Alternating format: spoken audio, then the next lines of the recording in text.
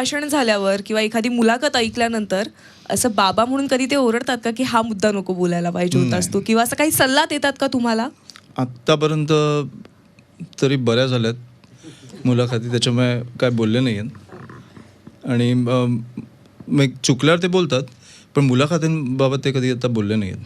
पण महाराष्ट्रामध्ये जे इतर राजकारणी आहेत त्यापैकी तुम्हाला कोणाचं भाषण ऐकायला आवडतं का, ठाकरे घराण्यातले व्यक्ती वगळता? आत्ता तरी असं कोण नाही आहे, पण मला वाजपेयीजींचं ऐकायला आवडायचं ते. म्हणजे मी अजूनही कधी कधी लावतो. त्यांची हिंदी जी होती, जे हिंदीमध्ये भाषण करायचे, मग मला असं आश्चर्य वाटायचं की अशी एवढी उत्तम हिंदी घेऊन एवढ्या लोकांसमोर जाऊन तुम्ही एवढं कसं बोलू शकता.